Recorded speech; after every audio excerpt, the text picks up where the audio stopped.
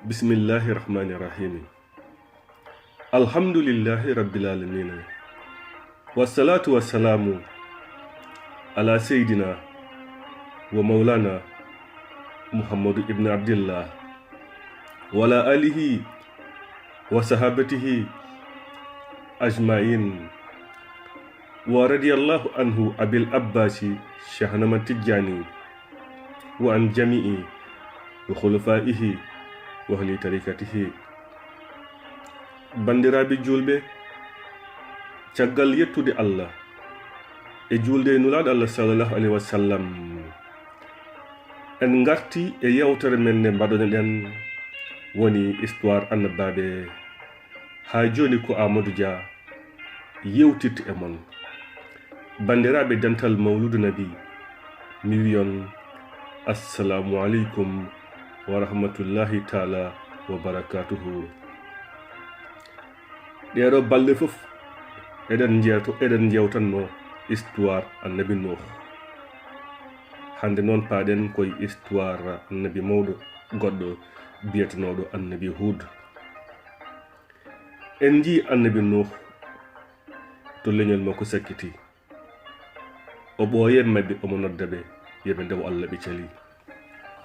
en jii e nder galle makko hol caliɗo mo jaɓani notade yo ar o rewa Allah. on woni ɓiyu ko biyetenoɗo Kan'an. te kala neɗɗo ene yiɗi ɓiyum dada. annabi Nuh waɗi ko wawno fof kono ɓiyu ko jaɓani tiiɗi hoore. ɗum ene hollira kala saha, kala kilifa diine walla kala ceerno, so ɓiyum sikki dokke ɗe Allah rokki baba makko ɗe, ɗum ma nawarmo ñalawma darga o funti hoore makko. sabu kala dokkal mo Allah rokki baba makko wawa heftade annabi Nuh walla wawa ɓurde annabi Nuh. sabu Nuh Allah waɗinomo nulaɗo. an ɓi ceerno noon bamma kala ko wawi wonde o yettaki wonde annabi, o yettaki wonde nulaɗo. so tawi Nuh ronkini bamum jaafoɗen ronkini ɓiyum e dandude ɓiyum, te Allah fodanimo wonde o fayi ko jeygol, ene wonde yimmum on ɓiɗɗo yimmum Kan'an woni joom suudu annabi Nuh.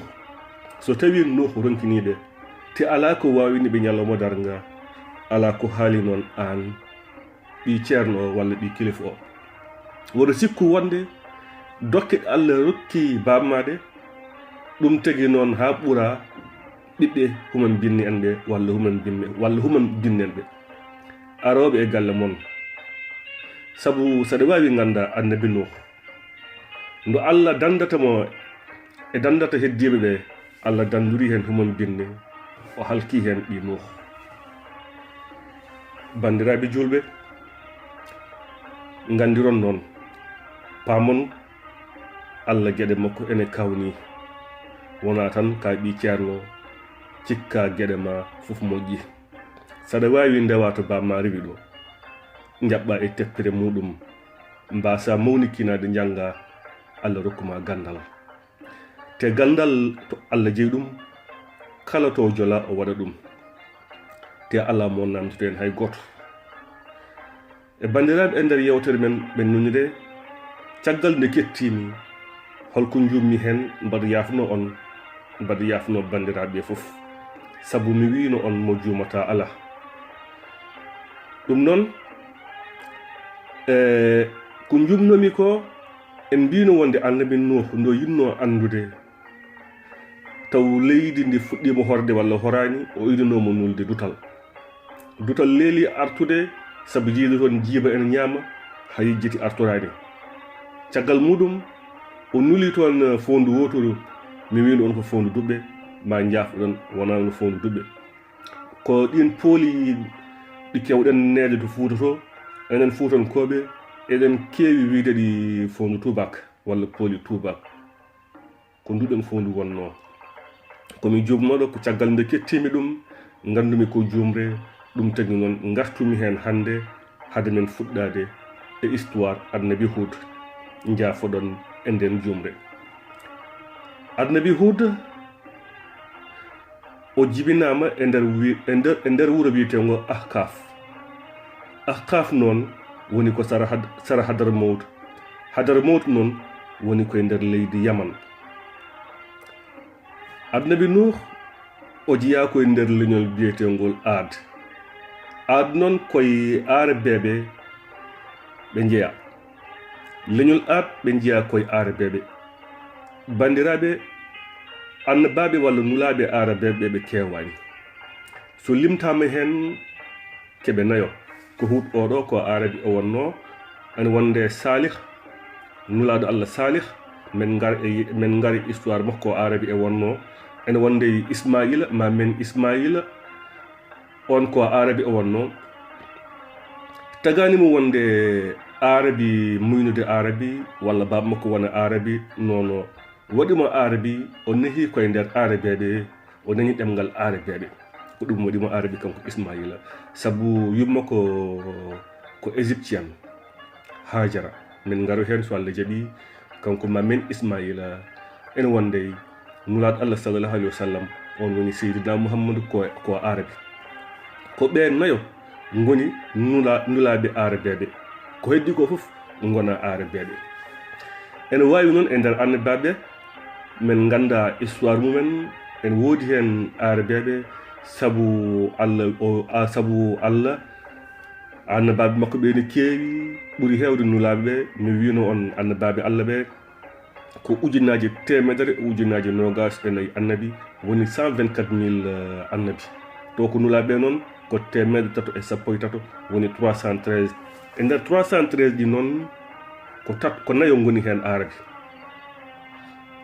Ko heddi ko fof noon gona Arabeɓe. Annabi Hud a tawata histoire makko e nder Bible, ala fof to jahata e nder Bible ha tawa toon histoire makko, kanko e annabi Salih.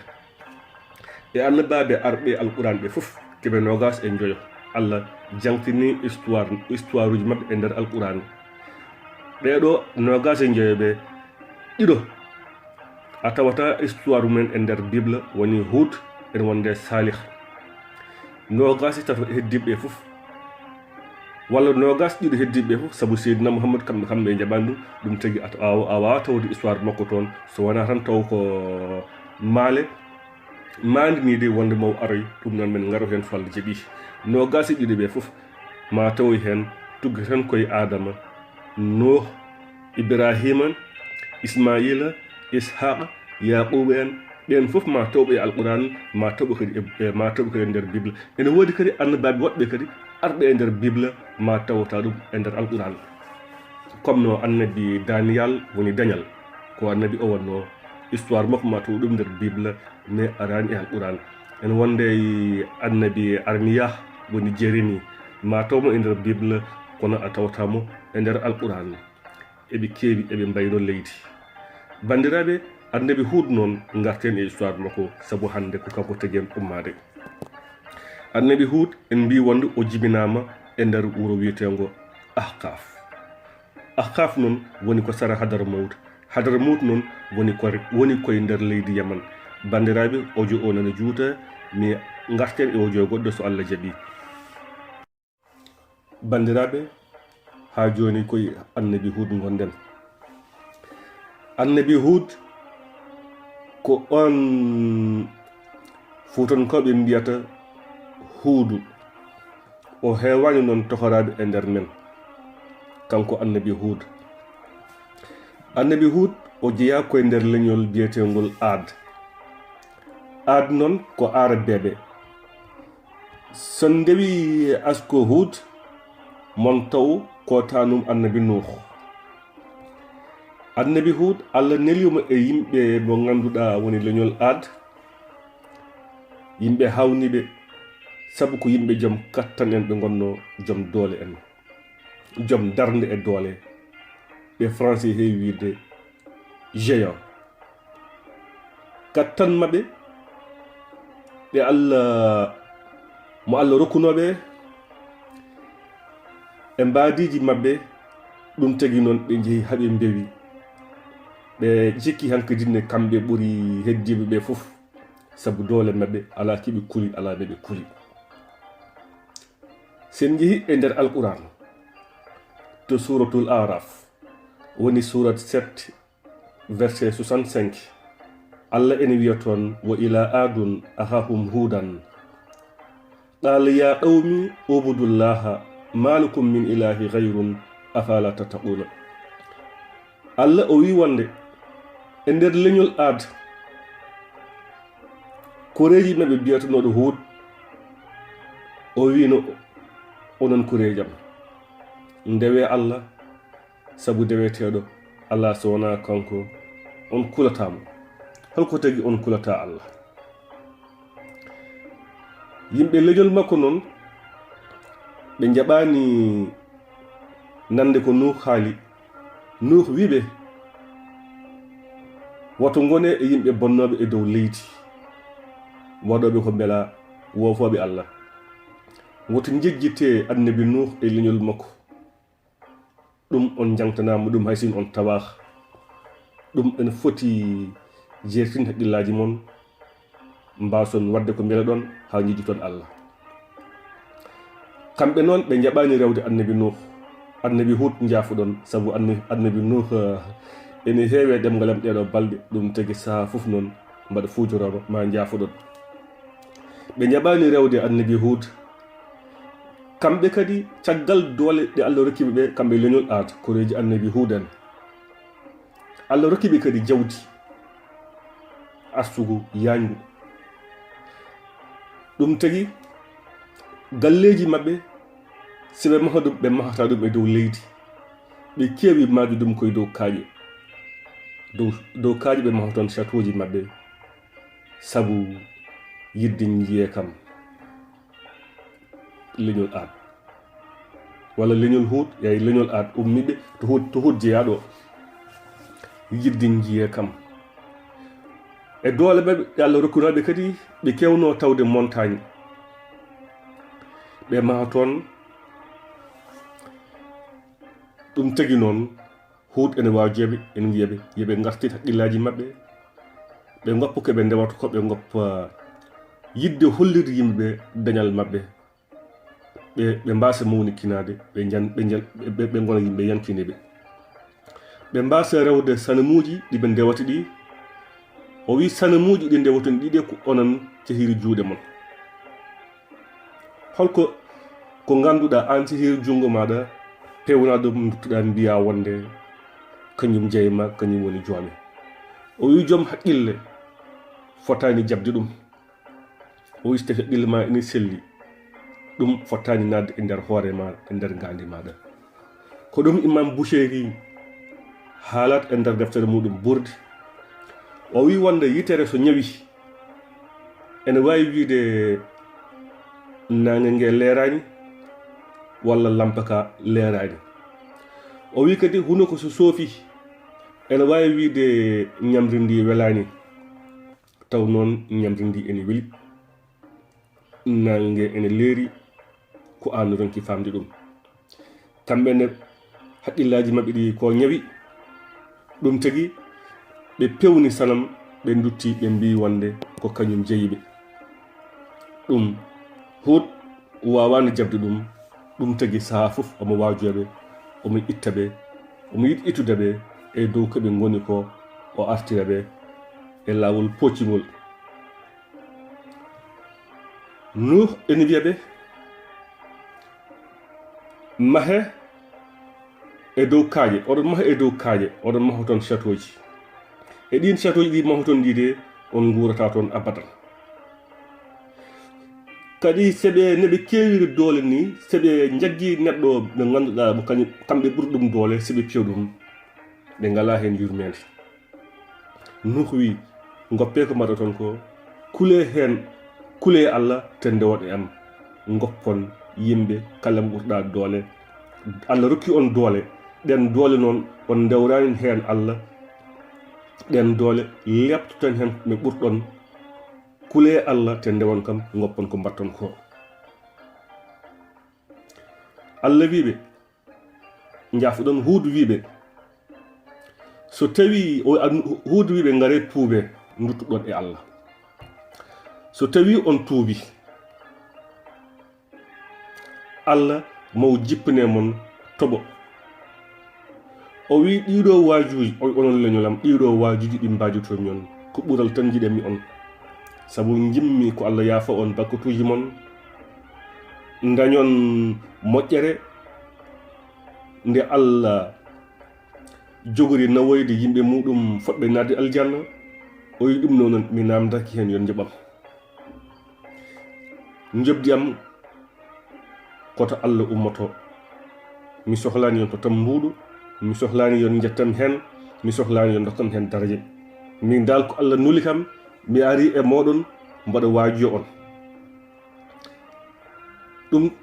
ɗum e nder ɗum ɗon noon leñol makko kadi jaɓani nanandemo bandiraɓe oɗo audio nana juuta garten e audio goɗɗo so Allah jaɓi ɓe jeddi Hud ɓe jaɓani nanandemo Hud reweɓe ha tampi ene waajoɓe ko ɗum Allah wiyata to nder alquran kazzabat adun al mursalina to suratul shuara aya 123 ha fay 124 ha 125 Allah wi wonde leñol adde ɓe jeddi nulaɓe am ɓe nulnomi o yiɗi wiide ɗon ko nulaɗam woni Hud si ɓe jeddi Hud tan ɓe jeddiri nulaɓe heddiɓe fof ɗum tagi Allah wi wonde leñol ad ɓe jeddi nulaɓe am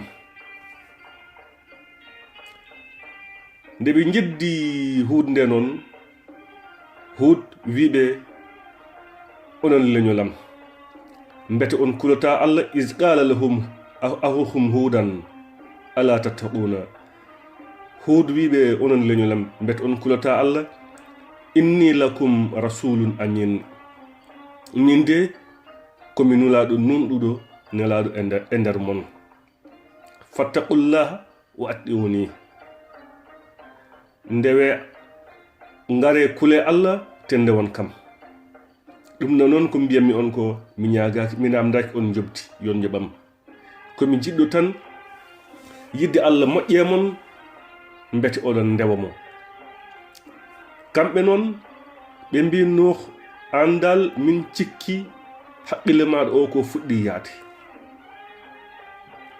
ko kalata ko min cikku tan ko sanamuji amen ɗi walla allaji amen ɗi jennata jamma e ñalawma ko kamɓe jaggi haqqille maɗa ha kaaɗi puɗɗi nadde e maɗa sa oppani ko mbaɗata ko dañƴa fof no a wita noon a tinani Hud o wiɓe onon allaji moɗɗi ndewoton ɗi woni sanamuji ɗi kala nde pinɗon oɗon defoton sadikeji mon oɗon defoton kosam e lacciri walla lacciri e kosam oɗon defu ɗum toon oɗon mbi wonde oɗon cakko oɗon mawninede o wi wonde mbete on jiyani so ɗum moddi kosam walla lacciri sanamuji ɗi seɗi moddi kosam e lacciri so mbubu juurima e mabɓe ɓe mbawa fiɗɗude ha mbubu ngu diwa o wi kadi so mbubu ƴette mabɓe kosam walla lacciri so diwi ɓe mbawa heftude o wi ɓe est ce que ɗum ɗon ene wawi wonde Allah nana dari tan ala ruh ala ko wawi wadde wawa dillude kala ko waɗi ko waɗana so lilima so yanani ko lelna so ummima ko darna so hendu wutti yana so jangol jangi tinata so nguleki waɗi kadi tinata holno ɗum wawi wonde Allah mon bet on mijotako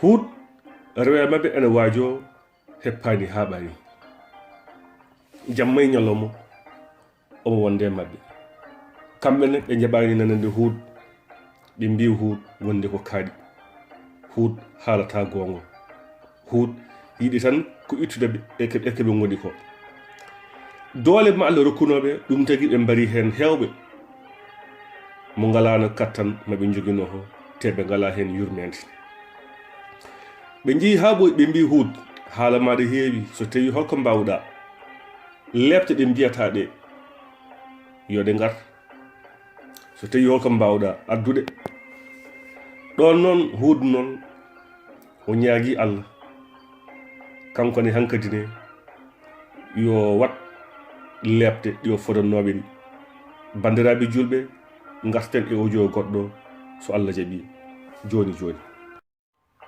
bandiraɓe Hud ñaaguima Allah yo Allah danduma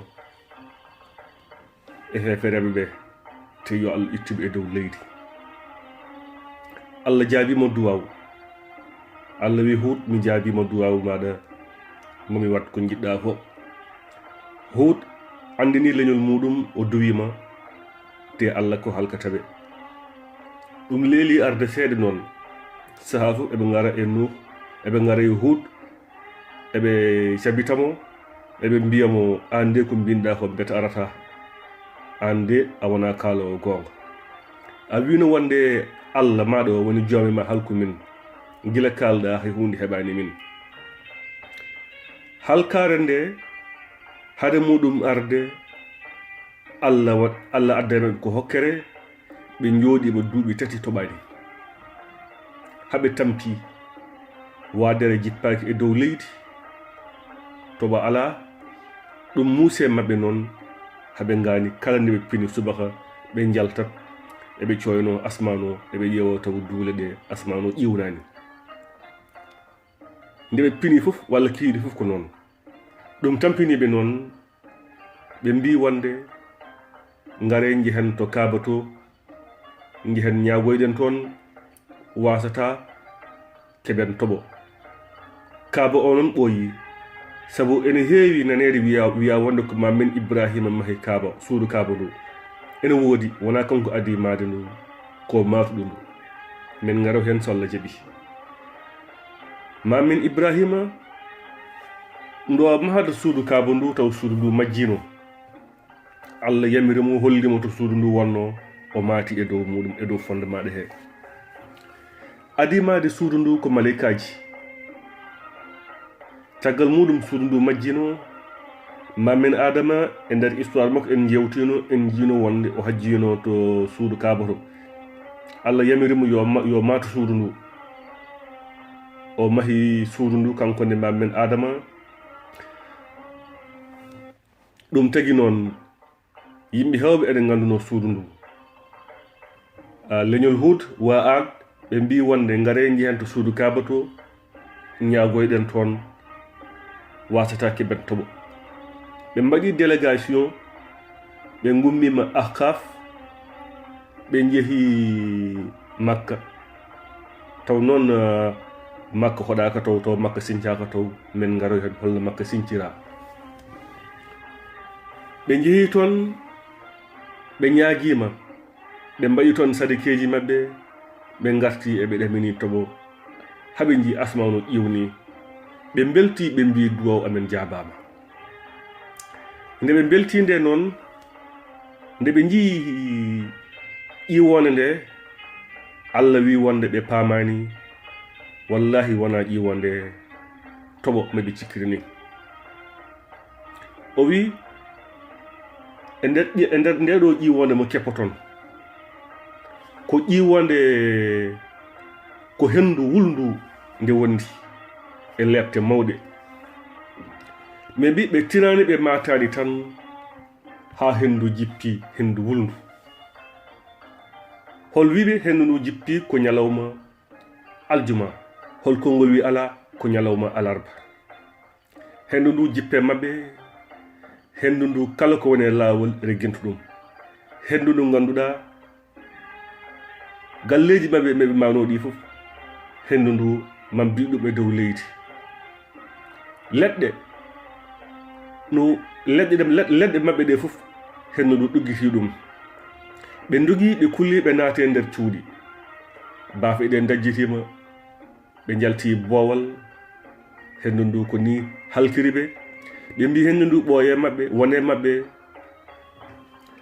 jammaji jeeɗiɗi e balɗe 7 hendu ndu ene ñande fof ene wonde mabɓe ene wonire mabɓe noon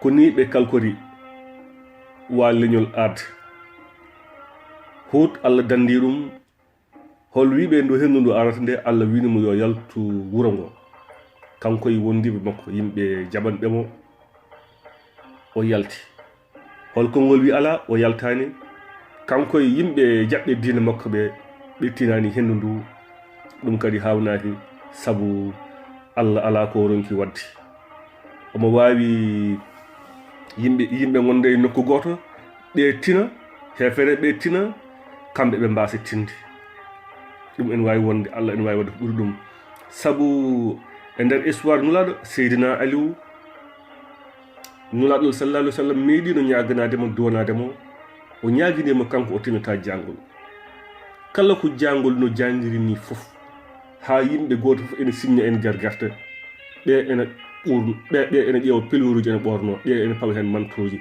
ɓe ene cuddo mbajjoji Seydina Aliou omo wawi ɓornade fietma to o tinani jangol ngol ɓe mbi kadi nguleki no wawi wulde ni fof no nulaɗo duwnima o tinata nguleki kanko Seydina Aliou so yimɓe sa yi yimɓe ene ngula ha tampi ha goto ene ronki jaggude hoore mum sabu nguleki goto fof ene looto ene wiso Seydina Aliou kanko omo wawi ɓornade piliwer e nder suudu walla o yalta e boowal sabu o tinata nguleki ɗum ko nulaɗo Allah sallallahu alaihi wasallam doninomo ɗum ɗon pourtant e nder ɓe wondunoɓe goto e maɓɓe fof ene tina so kilima o wuli ene tina ngulelki so kilima o jangi ene tina jangol ngol kono Seydina Aliou ala fof ko tinata hen o woni tan koye juste milieu ɗo jangata o jangataki ha ɓurta o ɓurataki ha ɓurta ɗum tagui noon mbimi Seydina wa leñol Hud e wondiɓe muɗum yimɓe gonɗinoɓe eɓe mbawi heddade e nder nokku he ɓe mbasa tinde lebte hendu ndu bandiraɓe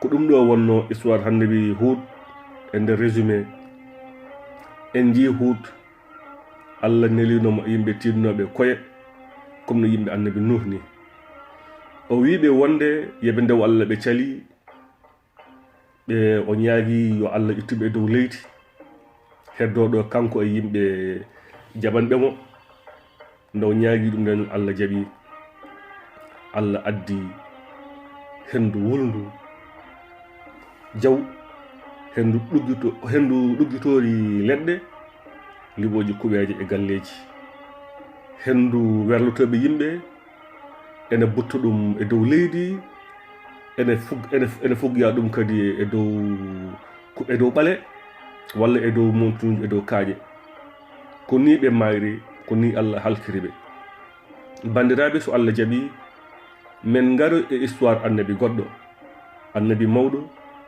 e nder alquran on woni annabi Salih inchallahu rabbi men ngaroy hen bandiraɓe en calmini dental mawludu nabi hettotoɓe dental ngal fof